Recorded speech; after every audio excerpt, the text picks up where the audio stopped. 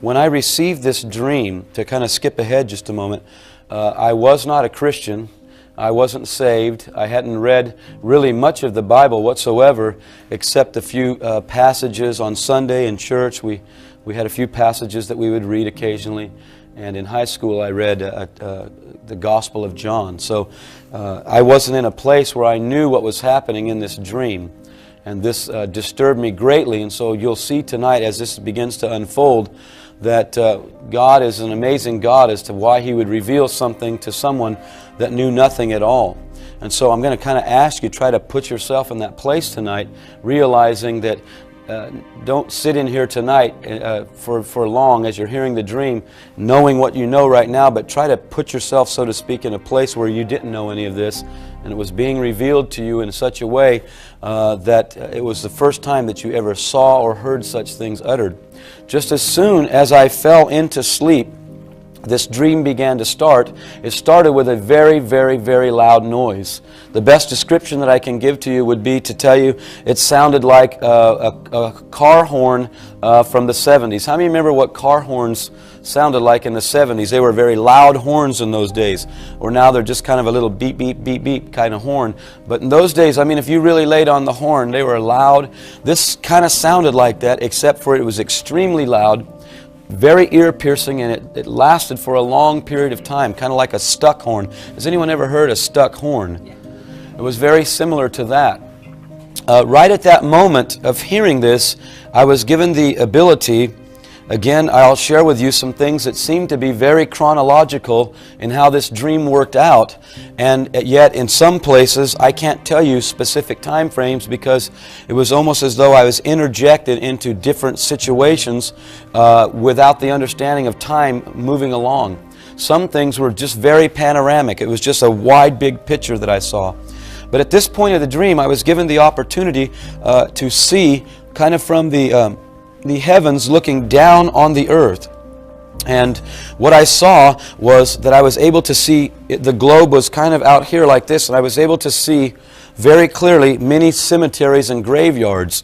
Then I was brought very close to many of these graveyards, and what I saw was a very unusual thing to me. It was that the ground was breaking open. Literally the dirt was breaking open kind of violently, and people were coming out of the graves. I'll tell you that as a Catholic, I prayed many, many times that I believed in the resurrection of the dead. But I don't really believe at that point, in the dream especially, that I was persuaded that that would actually happen. I know now that that's what I saw. I saw dead people resurrected from the graves. The condition that they came out was very unusual. And the other thing that was unusual is that one cemetery plot headstone would have a person come out of the dirt, and one next to it would not.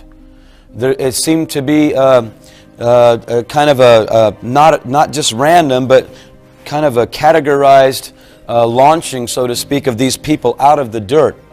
Again, it was very violent. It was almost as though the dirt was receiving a small explosion or something and breaking open. And I literally saw dirt flying. And I saw this all over the globe. It wasn't just in one area. It wasn't just in, say, the United States. It was all over. All of a sudden, the people that came out, they just disappeared. I wish I could tell you where I saw them go. I don't know. I don't know if they were taken and hidden somewhere. I don't know if they were taken in the clouds, because I never saw them go up. I never saw them go away. They just vanished. Okay? Again, I need to tell you, I had never heard of a rapture. As a Catholic, second coming of Christ was not even a dogma of our church. We didn't practice the belief in a second literal coming of Jesus Christ. And so this all was very foreign to me. And as soon as these people disappeared, for a lack of words, wherever they went, mass hysteria began to hit the earth. People had the appearance of absolute despair, hysteria. There was pandemonium everywhere. There was mass chaos, lawlessness, and fear was working everywhere. I was able again to see in many quadrants of the earth, and there wasn't any one nation that was under this. All of the globe was experiencing this. One of the things that was happening during this hysteria was many peoples were asking, where did these people go? Where did these people go? Where did these people go? What happened? And all the globe saw this event, or they experienced it afterwards. What I saw in people was that literally nearly everyone I experienced had a great look of despair and hopelessness upon their face. Everywhere I went, there was hopelessness. Nobody seemed to be happy about living. A man would be emerging to lead us. The man finally came on the scene, and he spoke with great eloquence. I wrote these things down exactly as I saw them. He spoke with great eloquence and charisma. He was soothing and promised answers to all current issues. This man was smooth and extremely convincing, able to solve nearly all problems. He was a consummate communicator, and he explained how this removal of people was God's judgment upon them. And he explained how this removal of people was God's judgment upon them. And he explained how this removal of people was God's judgment upon them. And he explained how this removal of people was God's judgment upon them. And he explained how this removal of people was God's judgment upon them. This rattled me in the dream. I did not understand his position. Let me tell you so you can kind of comprehend where I'm coming from.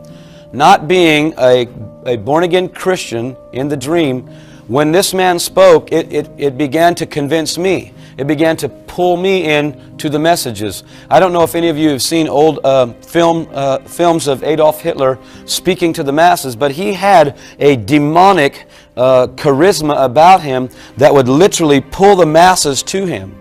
That was nothing compared to what I saw. Nothing. He was able to rally a nation.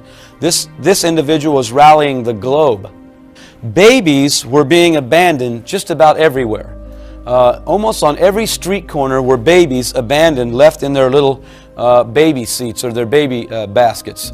And this was strange because they would be from infancy up to about maybe 16, 18 months, something like that. I could tell that there wasn't any babies over the age of 2. I could tell that there wasn't any babies over the age of 2. I could tell that there wasn't any babies over the age of 2. I saw this money in 1980. I saw the money that has the big pictures of the different figures on it. In 1980, this money wasn't even talked about yet.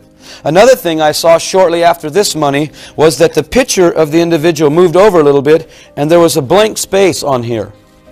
And I was shown in the vision that the cash would carry bands in it that could be traced as to who was transacting the cash. This new leader began to be on television again, and he was not resisted in the implementation of any of his policies. Not one. No one stood up to challenge him. No one in America started a revolution. No one. There was no resistance whatsoever. Not on a grassroots level, not on a national level, no one. No one in America started a revolution. No one. There was no resistance whatsoever. Not on a grassroots level, not on a national level, no one.